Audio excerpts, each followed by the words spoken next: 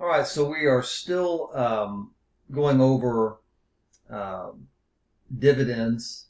The previous video that we looked at was in reference to cash dividends, but now we're going to kind of shift our attention away from cash dividends and consider a couple of things: stock dividends and then also stock splits. All right, so we've got a true-false question here that looks very, very similar to a true-false question that we had in the last video, but there's one important difference. It says the declaration and issuance of a stock dividend, and there's the difference, does not affect the total amount of a corporation's assets, liabilities, or stockholders' equity. Okay, so what we want to understand here is when a company issues a stock dividend, they're issuing a they're basically saying, you know what, for every 100, if they issue a 5% stock dividend, they'll say, okay, well, if you own 100 shares, we're going to give you 5 shares of stock. All right. And if you own 10 shares of stock, we're going to give you 5% of 10, which is a half of a share. But it doesn't impact the company's assets. They don't have a liability because they received no consideration for this stock dividend issue. And this is not something that is coming out of earnings. And so if we don't have any impact on assets or liabilities, we can't have any impact on stockholders' equity. So this is actually going to be a true statement.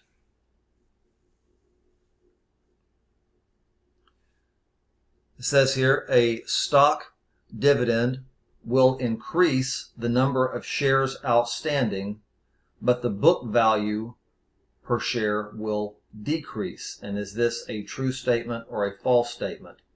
Well, if we have, I think we had a PowerPoint slide that I had ready, hopefully, that shows us, and here we're issuing a 6% stock dividend, so the numbers are a little bit different.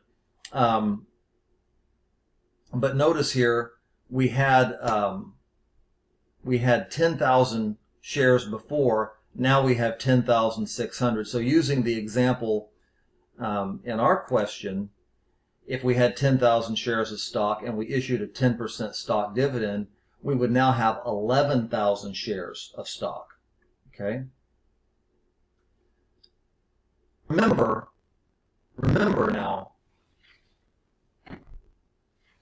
all we've done is we have taken the value, in our example, the value of 10,000 shares,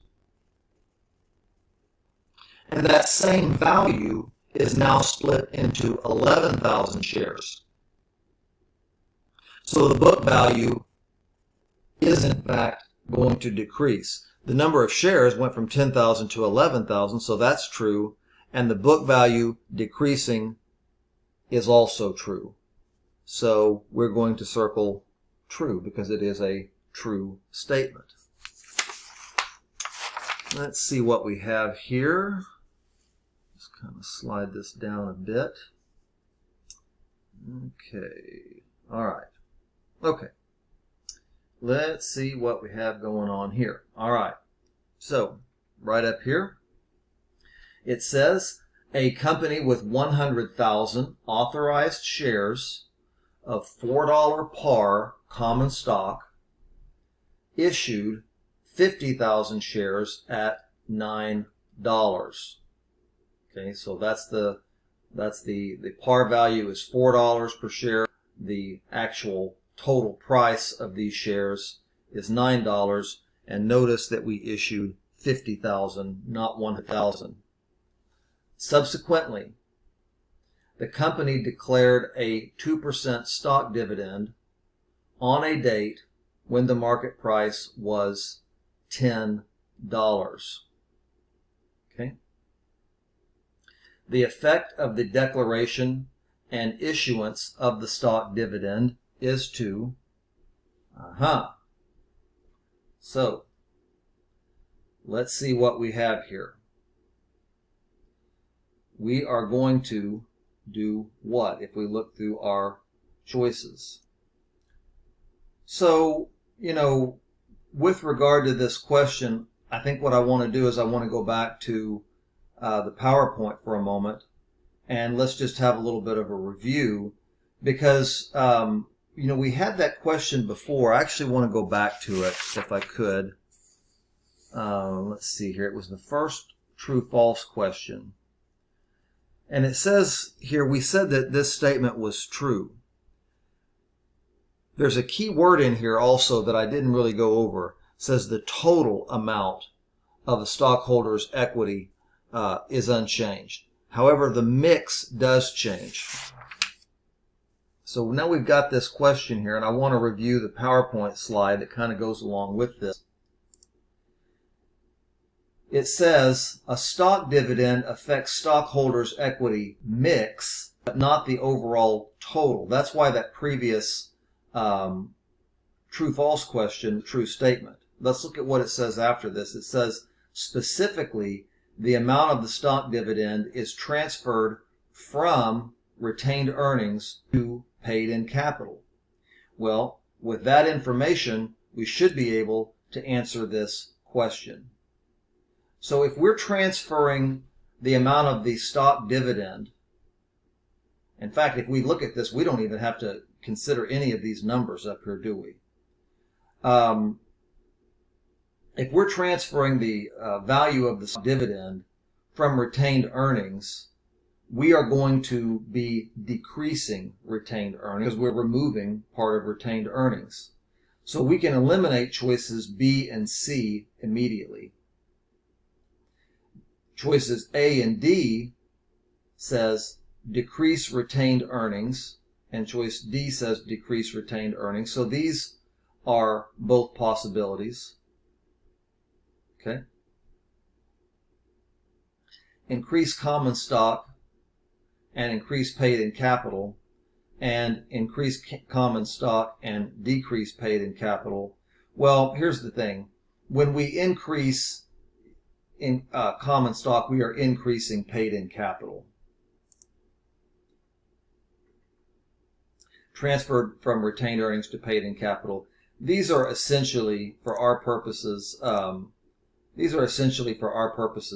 synonyms. So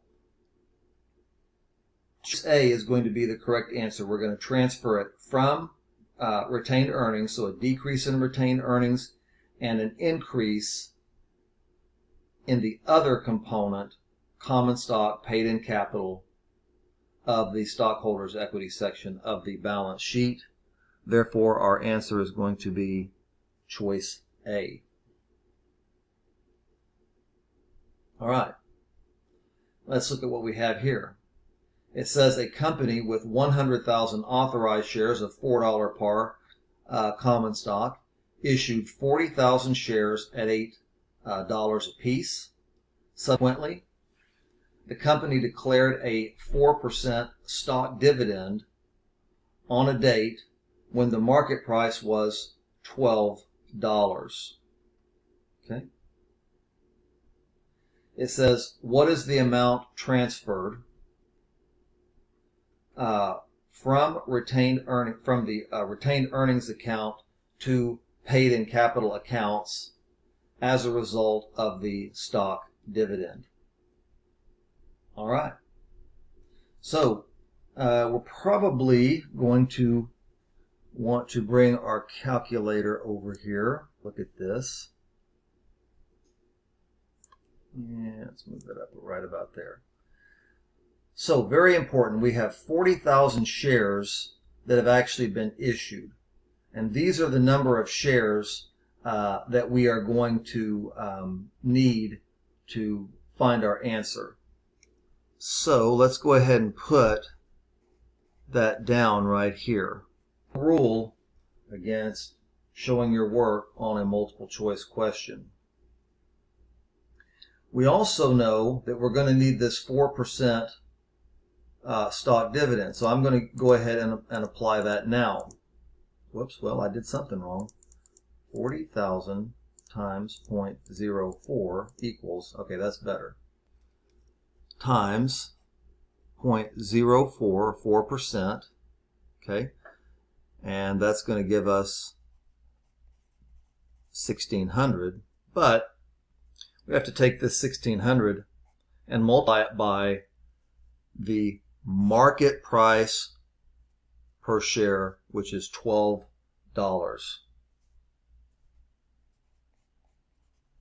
Okay, and if we do that,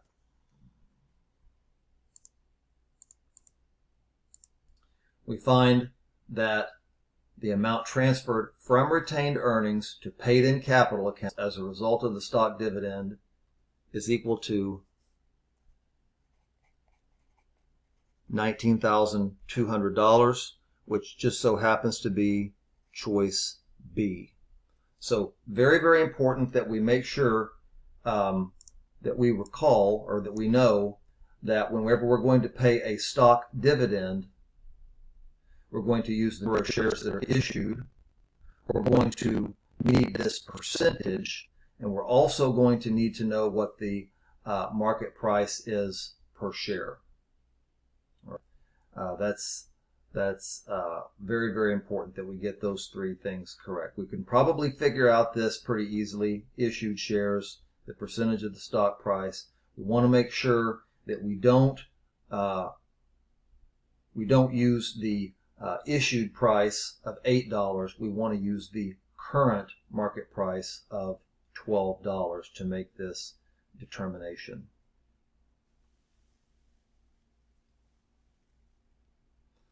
All right, let's keep going. It says the primary purpose of a stock split is to reduce shares outstanding in order to encourage more investors to enter the market for the company's shares.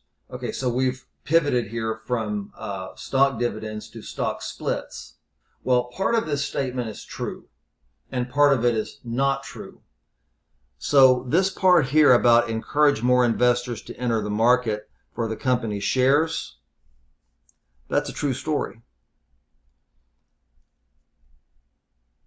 This is where we're wrong. The purpose of a stock split is to increase the number of outstanding shares. Okay?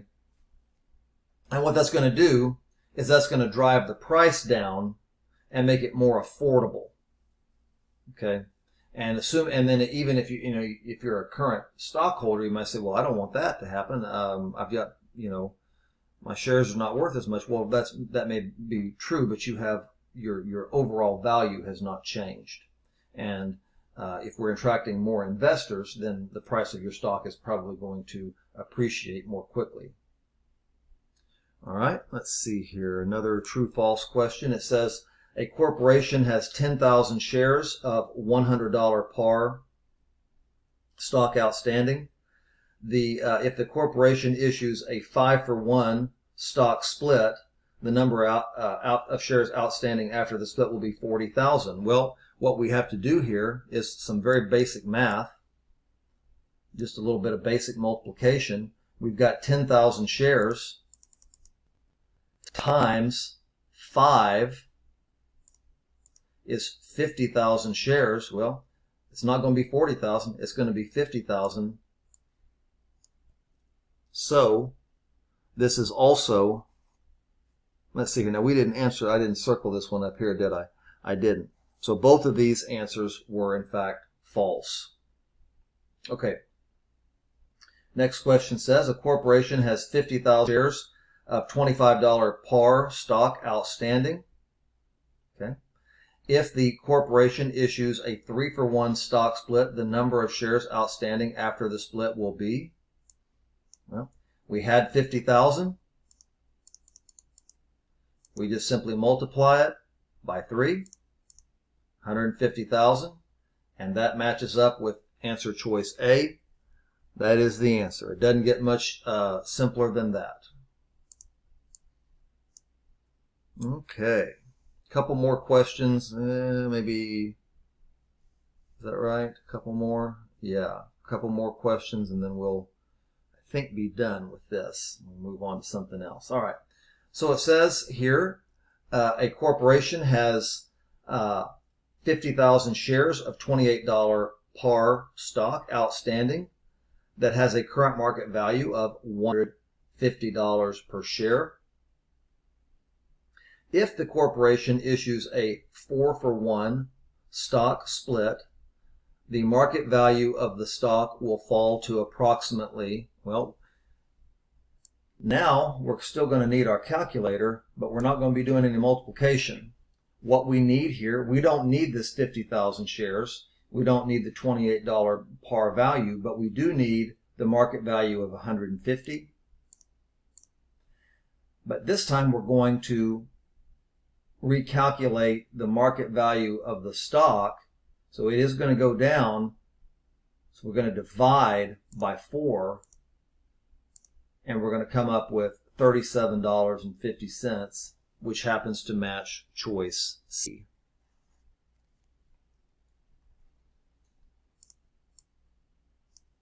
All right, when a corporation completes a 3-for-1 stock split, what happens? All right, let's see here. The ownership interest of current stockholders is decreased. The market price per share of the stock is decreased. The par value per share is decreased. And the market price per share of the stock and par value per share is decreased. We can never touch the par value of the stock. That can't happen. C is going to be wrong, and D says the par value per share is decreased. Well, that's that part of the answer, same as this. So C and D are out. The ownership interest of current stockholders is decreased. The ownership interest does not change. They have more shares with a lower market value per share, but their ownership interest, whatever it was before, is exactly what it is after the stock split. The market price per share of the stock is decreased, and what we're going to do, let's just say hypothetically that the market value per share was $60. If we divide by 3, now market value per share is going to be $20. But instead of having one share of $60 stock, now for every one share that we had at $60, now we have 3 shares at $20. So it all comes out in the wash, and that makes our answer B. All right.